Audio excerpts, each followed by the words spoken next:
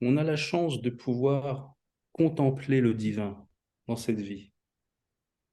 Au moins pour ceux qui ont entendu parler, qui ont reçu un peu une culture spirituelle.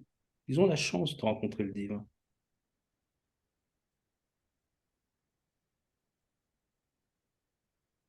Beaucoup n'en ont même pas entendu parler. Mais des fois, ils sont curieusement plus spirituels que les gens dits spirituels. Ça montre bien que le divin est là et qu'il n'a pas besoin qu'on le nomme d'une façon ou d'une autre pour se manifester.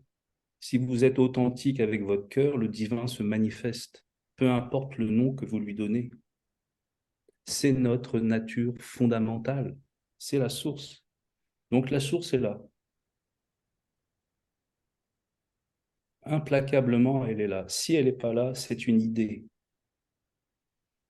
Donc laissez tomber les idées. Vous savez le faire? Laissez tomber les idées.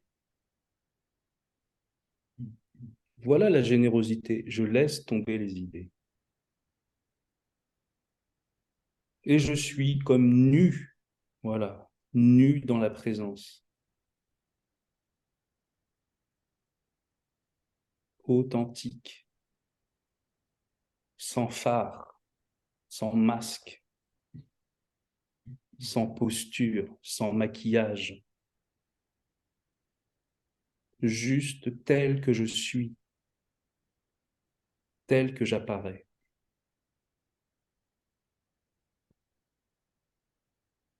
Voilà la relation qui s'établit, la relation authentique. C'est de ça dont nous manquons. Et la confiance vient de cette relation. Et c'est ça qui est nourri pendant la contemplation, c'est cette relation et la confiance. Mais il vous faut passer un certain temps pour que ça se produise. Au moins le temps suffisant pour savoir comment y aller, comment s'y rendre, comment s'y ouvrir. Une fois que vous savez vous s'ouvrir, il n'y a pas besoin de temps en fait, puisque c'est déjà là, c'est premier. Il n'y a rien à rejoindre. Il y a juste à arrêter les cinémas, juste à arrêter les histoires. C'est tout. Vous arrêtez. C'est comme pour le silence, vous comprenez? Il suffit d'arrêter de parler. Vous croyez que le Dieu est moins bien que le silence? Non. C'est pareil. Il est premier. Le silence est premier. Quand on parle et qu'on fait du bruit dessus, il est toujours là. Il est comme l'espace dans lequel on bouge. L'espace est toujours là. L'un ne remplace pas l'autre. Alors, est-ce que vous entendez le silence premier? À nouveau, soyez généreux. Ouvrez-vous et restez ouvert.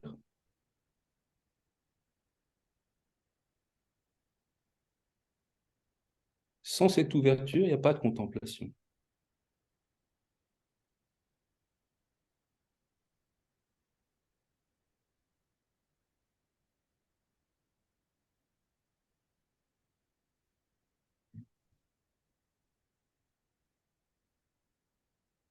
Et cette ouverture est merveilleuse à nouveau parce qu'il y a une rencontre qui s'établit.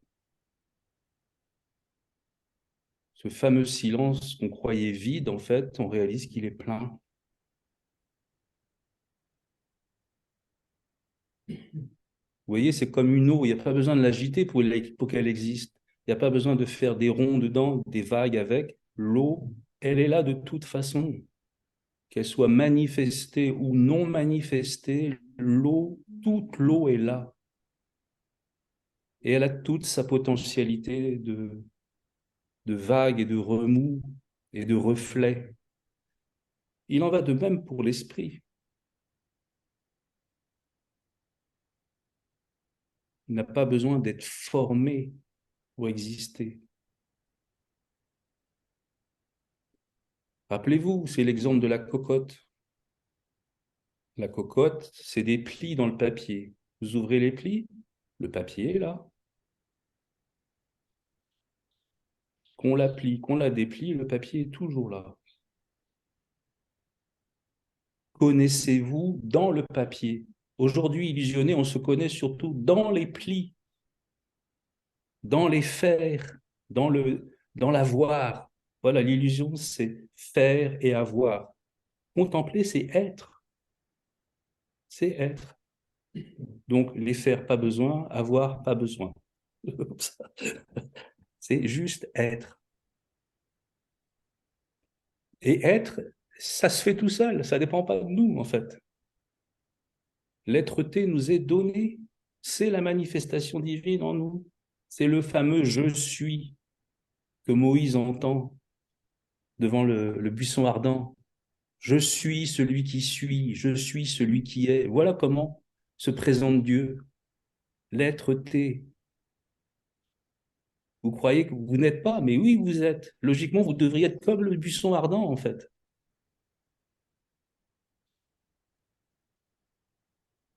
Le je suis est en vous, bien sûr. Il se proclame tout le temps. D'accord, pas d'accord, heureux, pas heureux, bon, pas bon. Bien sûr que le divin se proclame de façon incessante parce qu'en réalité, il n'y a pas autre chose. Il n'y a que du divin dans ce monde.